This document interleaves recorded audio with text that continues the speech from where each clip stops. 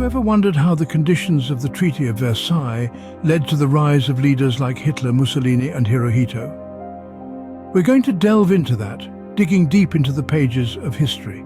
In the aftermath of World War I, the Treaty of Versailles was drafted with a main agenda: to ensure Germany would never again pose a military threat. Germany was held solely responsible for the war and under the treaty faced severe penalties. The nation was stripped of its territories. Its military was drastically reduced, and it was forced to pay immense reparations. This punitive approach was intended to guarantee peace, yet it bred nothing but resentment and economic instability. The German economy was crippled, plunging the nation into a state of hyperinflation and severe depression. This hardship, coupled with the perceived humiliation of the treaty, created a fertile ground for radical ideologies to take root. And it was in this environment that Adolf Hitler and the Nazi Party emerged, promising to restore Germany's former glory. Meanwhile, across the Alps in Italy, a similar story was unfolding. Benito Mussolini, fueled by discontent over Italy's treatment in the Paris Peace Conference, formed the National Fascist Party. His promise to restore Italy's status as a great power resonated with many Italians, leading to his rise to power. Further east, Japan was undergoing a transformation of its own. Emperor Hirohito presided over a regime that was increasingly militaristic and expansionist. Japan, feeling sidelined by Western powers, embarked on a path of aggressive imperialism, setting its sights on the resource-rich territories of its neighbors. So, here we were, with three nations, each feeling slighted and overlooked, each under the grip of authoritarian leadership, each with ambitions of expansion and dominance. The stage was now set for a global conflict that would consume the world. The harsh conditions of the Treaty of Versailles had not only failed to ensure peace, but had inadvertently sown the seeds for the rise of totalitarianism and the onset of a second, even more devastating world war. The 1930s saw Germany's expansion under Hitler's rule. This era was marked by aggressive territorial acquisition, starting with the Anschluss in 1938. This was a political union where Germany annexed Austria, effectively erasing the border between the two countries. But Hitler's appetite for expansion was not yet satiated. He set his sights on Czechoslovakia, leading to its invasion. In the midst of this turmoil, the Munich Agreement came into play. In 1938, Britain and France decided to appease Hitler rather than confront him. They allowed the annexation of Czechoslovakia's Sudetenland, a region heavily populated by German-speaking people. This was a strategy of appeasement, a diplomatic policy of making political or material concessions to an aggressive power in order to avoid conflict. However, these agreements were a mere facade. The promise of peace they seemed to offer was fleeting. The world would soon realize that the thirst for dominance could not be easily quenched. But the peace these agreements promised was short-lived. 1939 marked a pivotal year in the lead-up to World War II.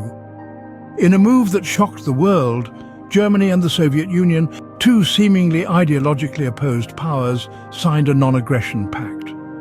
This pact, however, held a dark secret.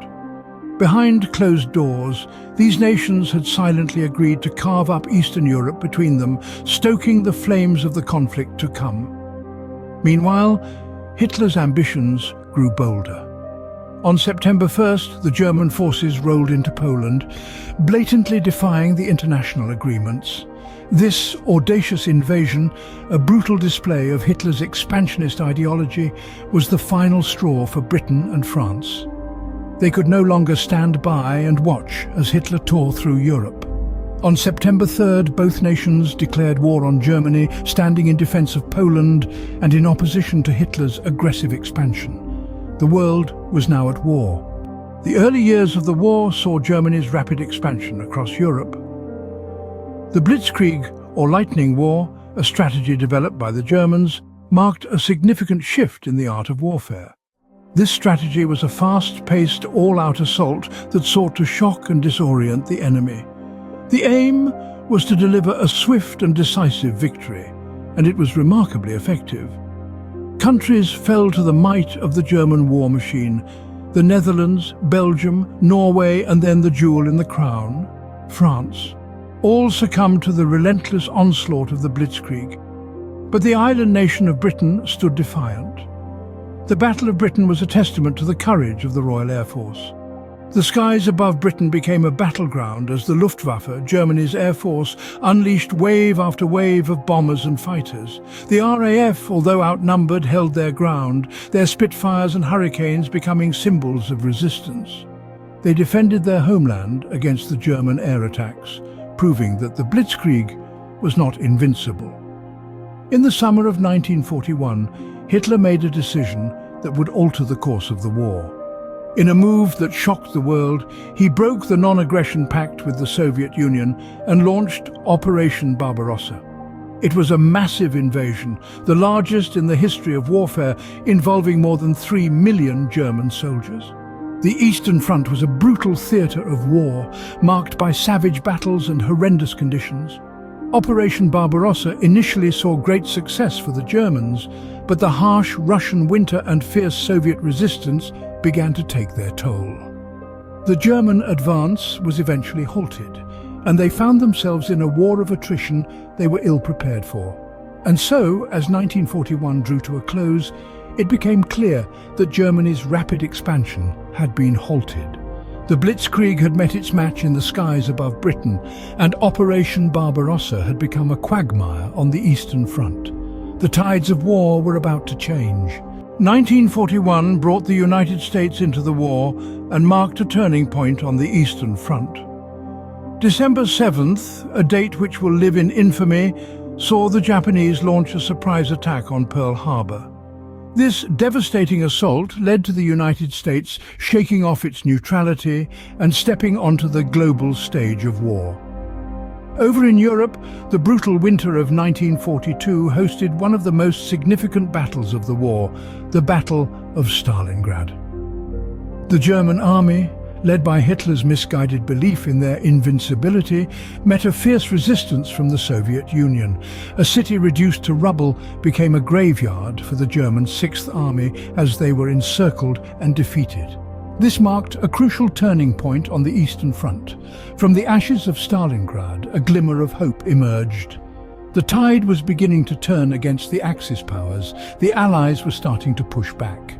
The final years of the war saw some of its most significant and horrific events. On June 6, 1944, an event known as D-Day marked the beginning of the end for Nazi Germany. This was a day when Allied forces staged an audacious assault on the beaches of Normandy, France. Their bravery and sacrifice led to a decisive victory, breaking the Atlantic Wall and opening a second front against the Axis powers. Meanwhile, on the other side of the world, the Pacific theatre was witnessing its own fierce battles. Key among these was the Battle of Midway, where the United States, despite being outnumbered, managed to turn the tide against the Japanese Navy. This victory, among others, set the stage for the island-hopping campaign. This strategy involved the Allies selectively attacking island bases that were not well defended but were closer to Japan, bypassing heavily fortified islands. This strategy brought the Allies ever closer to the Japanese homeland, tightening the noose around the Axis powers. But as the tide of war turned, the world would come to learn of the atrocities committed within the shadows of the Third Reich. The Holocaust, a systematic, bureaucratic, state-sponsored persecution orchestrated by Hitler's regime, resulted in the death of 6 million Jews. This genocide was unprecedented in its scale and brutality. It was not only the Jews who were targeted, but also other groups, such as Romani people, the disabled, Polish and Soviet civilians, political dissidents, LGBTQ+ individuals, and others deemed undesirable by the Nazi ideology. This dark chapter in human history serves as a stark reminder of the horrific consequences of hatred, bigotry and intolerance. The final years of the war brought humanity face to face with its darkest side, but they also showcased the resilience, bravery and spirit of those who stood against tyranny. From the beaches of Normandy to the islands of the Pacific and the death camps of Europe, these events shaped the world as we know it. The world would never be the same.